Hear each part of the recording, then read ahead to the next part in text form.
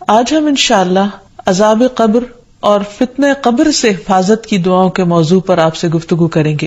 دعا مشکلات کو دور کرنے کا ذریعہ ہے، خواہ وہ دنیا کی مشکلات ہوں یا آخرت کی مشکلات، اور آخرت کی منزلوں میں سے سب سے پہلی منزل قبر ہے، جس میں ہر انسان کو آزمایا جائے گا، اس کا امتحان لیا جائے گا۔ ایک تو بڑا امتحان ہے قیامت کے دن، لیکن ایک چھوٹا امتحان ہے قبر کے اندر بھی۔ جس طرح دنیا بھی ایک امتحان ہے، اس زندگی میں بھی ہمیں طرح طرح کے امتحانات سے واسطہ پیش آتا ہے۔ اللہ سبحانہ وتعالیٰ نے ہمیں پیدا ہی اس لیے کیا، جیسے سورۃ الملک میں آتا ہے خلق الموت والحیات لیبلوکم ایکم احسن عملا، کہ اس نے زندگی اور موت کو اس لیے بنایا کہ تمہیں آزما کر دیکھے کہ تم میں اچھے کام کون کرتا ہے۔ تو گویا اس زندگی میں بھی انسان کا ایک امتحان ہو رہا ہے اور دیکھا یہ جا رہا ہے کہ کون ٹھیک کر رہا ہے اور کون غلط، اور پھر اس کے بعد قبر میں بھی اس کا ایک ٹیسٹ ہے۔ 3 اہم سوال اس سے کیے جائیں گے، اور اس میں جو کامیاب ہوگا اسی کے لیے قبر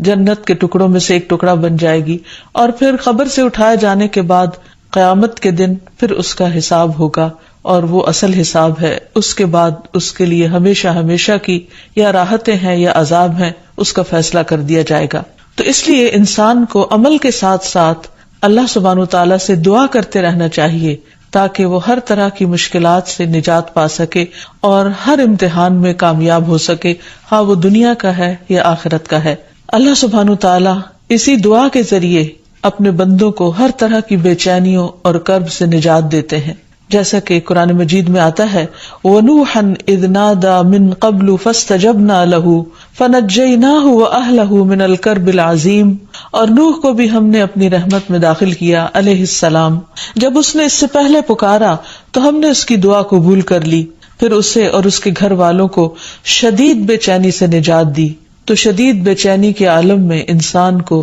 اللہ سبحانہ وتعالیٰ کی طرف رجوع کرنا چاہیے، اور یہ بطور مثال ہمیں بتایا گیا کہ نوح علیہ السلام نے جب اپنے کرب اور بے چینی میں اللہ سبحانہ وتعالیٰ کو پکارا تو اللہ تعالیٰ نے ان کی پکار سن لی۔ اسی طرح باقی سب لوگ بھی اپنی بے چینیوں میں اپنے رب کو پکاریں۔ یاد رکھیے دنیا کی بے چینیوں میں تو ہم رب کو پکار سکتے ہیں، لیکن قبر کے اندر پائے جانے والے کرب اور بے چینی میں انسان جتنا بھی پکارے گا اس وقت فائدہ نہ دے گا۔ اس لیے ضروری ہے کہ دنیا میں ہی انسان اپنے فیوچر کے بارے میں سوچتے ہوئے، اپنے مستقبل کی پریشانی اور بے چینیوں کے بارے میں سوچتے ہوئے آج دعا کرے، اور دعا کرنے سے پہلے اللہ سبحانہ وتعالیٰ کی حمد و ثنا اور نبی صلی اللہ علیہ وسلم پر درود شریف پڑھے۔ جہاں تک قبر کا تعلق ہے تو قبر آخرت کی منزلوں میں سے سب سے پہلی منزل ہے، اور قبر سے زیادہ ہولناک منظر کوئی نہیں۔ رسول اللہ صلی اللہ علیہ وسلم نے فرمایا قبر آخرت کی پہلی منزل ہے، اگر وہاں نجات مل گئی تو بعد کے سارے مراحل آسان ہو جائیں گے، اور اگر وہاں نجات نہ ملی تو بعد کے سارے مراحل دشوار ہو جائیں گے، یعنی مشکل ہو جائیں گے۔ رسول اللہ صلی اللہ علیہ وسلم نے یہ بھی فرمایا کہ اللہ کی قسم میں نے جتنے بھی مناظر دیکھے، جتنے سینز دیکھے ہیں، قبر کا منظر ان سب سے زیادہ ہولناک ہے، خوفناک ہے۔ اور ویسے بھی انسان اگر امیجن کرے کہ زمین کے اندر ویرانے میں، قبرستان میں کئی فٹ زمین کے اندر نیچے اندھیری کوٹھڑی، جس میں انسان کا لحاف بھی مٹی ہے اور اس کا بچھونا بھی مٹی ہے، اور وہاں کسی قسم کی کوئی لائٹ بھی نہیں، کوئی پنکھا نہیں، کچھ بھی نہیں، تو وہ کیسا منظر ہوگا۔ تو نبی صلی اللہ علیہ وسلم نے سچ فرمایا کہ میں نے اس سے زیادہ ہولناک منظر کوئی اور نہیں دیکھا۔ پھر اسی طرح یہ ہے کہ جیسے دنیا میں انسان خوشی اور غم دیکھتا ہے، قبر میں بھی انسان کو یا خوشی ہوتی ہے یا غم ہوتا ہے، اور وہاں کا عذاب بھی برحق ہے اللہ کے نافرمانوں کے لیے، مجرموں کے لیے۔ اس سلسلے میں ایک حدیث آتی ہے کہ ایک یہودی عورت حضرت عائشہ رضی اللہ تعالیٰ عنہا کے پاس آئیں اور اس نے عذاب قبر کا ذکر چھیڑ دیا اور کہا کہ اللہ تجھے عذاب قبر سے محفوظ رکھے۔ اس پر حضرت عائشہ رضی اللہ تعالیٰ عنہا نے رسول اللہ صلی اللہ علیہ وسلم سے عذاب قبر کے بارے میں دریافت کیا۔ آپ نے اس کا جواب دیا کہ ہاں عذاب قبر حق ہے، یعنی واقعی ہے۔ تو حضرت عائشہ نے بیان کیا کہ پھر میں نے کبھی ایسا نہیں دیکھا کہ آپ صلی اللہ علیہ وسلم نے کوئی نماز پڑھی ہو اور اس میں عذاب قبر سے اللہ کی پناہ نہ مانگی ہو، یعنی ہمیشہ آپ صلی اللہ علیہ وسلم ہر نماز میں اللہ سبحانہ وتعالیٰ سے دعا کرتے کہ وہ عذاب قبر سے محفوظ رکھیں۔ اسی طرح ایک اور موقع پر نبی صلی اللہ علیہ وسلم اپنے صحابہ کے ساتھ بنو نجار کے باغ سے گزر رہے تھے تو اچانک وہ گدھا بدک گیا، جس پر آپ سوار تھے تو قریب تھا کہ وہ آپ کو نیچے گرا دے. تو آپ صلی اللہ علیہ وسلم نے پوچھا کہ یہاں اس جگہ پر کیا ہے؟ تو پتہ چلا کہ یہاں دور جاہلیت کے لوگوں کی قبریں ہیں. تو آپ صلی اللہ علیہ وسلم نے جب پوچھا کہ یہ لوگ کب مرے تو عرض کیا گیا کہ یہ لوگ شرک کی حالت میں مرے تھے. تو آپ نے فرمایا کہ ان لوگوں کو ان کی قبروں میں عذاب ہو رہا ہے. اگر مجھے یہ خیال نہ ہوتا کہ تم لوگ اپنے مردوں کو دفنانا چھوڑ دو گے تو میں تمہیں یہ عذاب اس وقت سنواتا. یعنی اللہ تعالیٰ سے دعا کرتا کہ تمہیں قبر کے عذاب کو سنوا دے جسے میں سن رہا ہوں. پھر آپ صلی اللہ علیہ وسلم ہماری طرف متوجہ ہوئے اور فرمایا تم لوگ دوزخ کے عذاب سے اللہ کی پناہ مانگو. صحابہ نے عرض کیا ہم دوزخ کے عذاب سے اللہ کی پناہ مانگتے ہیں. پھر اسی طرح آپ نے فرمایا کہ تم قبر کے عذاب سے اللہ کی پناہ مانگو. تو صحابہ نے عرض کیا نعوذ باللہ من عذاب القبر، کہ ہم قبر کے عذاب سے اللہ کی پناہ مانگتے ہیں، یعنی اللہ تعالیٰ ہمیں اس سے محفوظ رکھے. تو بہرحال قبر کی نعیم و راحت کو حاصل کرنے کے لیے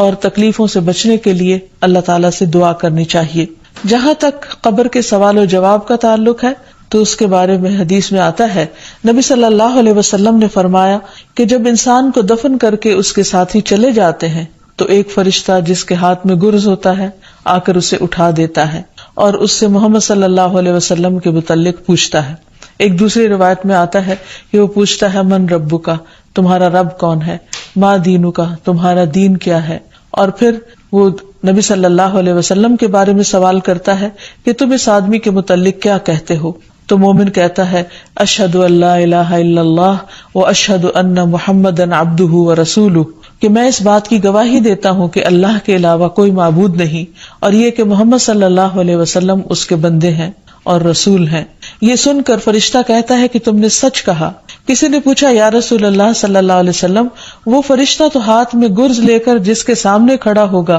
اس پر گھبراہٹ طاری ہو جائے گی، یعنی اس کے حال حلیہ دیکھ کر ہی خوف آنے لگے گا. تو نبی صلی اللہ علیہ وسلم نے فرمایا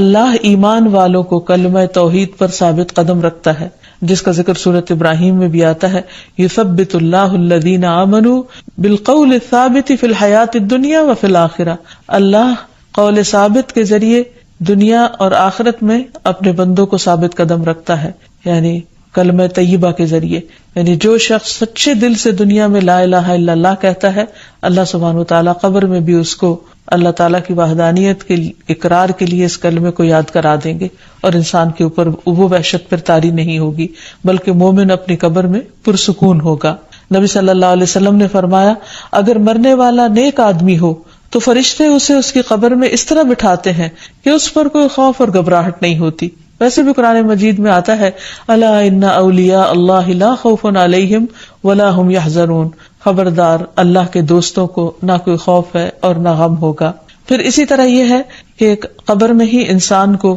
جنت کا لباس اور خوشبو ملتی ہے. جب مومن درست جواب دیتا ہے تو ایک آواز لگانے والا آواز لگاتا ہے کہ میرے بندے نے سچ کہا، بس اس کے لیے جنت کا بستر بچھا دو، اس کے لیے جنت میں ایک دروازہ کھول دو، اسے جنت کے کپڑے پہنا دو. پھر جنت کی ہوا اور خوشبو اس کے پاس آتی ہیں اور اس کی قبر حد نگاہ تک کشادہ کر دی جاتی ہے، یعنی کھلی کر دی جاتی ہے. جنت کے دروازوں میں سے ایک دروازہ کھول کر اسے اس کی آخری قیام گاہ یعنی جنت میں اس کا جو گھر ہے وہ دکھا دیا جاتا ہے اور اسے بتایا جاتا ہے کہ یہ ہے وہ جگہ جو اللہ سبحانہ تعالیٰ نے تمہارے لیے تیار کر رکھی ہے. یعنی قیامت کے دن جب تم اٹھو گے اور اپنے حساب کتاب سے فارغ ہوگے تو آخر میں تمہارا مقام یا گھر یہ ہوگا. تو اس سے اس کی خوشی میں اور زیادہ اضافہ ہو جاتا ہے. لیکن اس کے برعکس جو شخص اس امتحان میں فیل ہو جاتا ہے اس کے لیے جہنم کے دروازوں میں سے ایک دروازہ کھول کر اس کو جہنم کا ٹھکانہ دکھا دیا جاتا ہے. پھر اسی طرح یہ ہے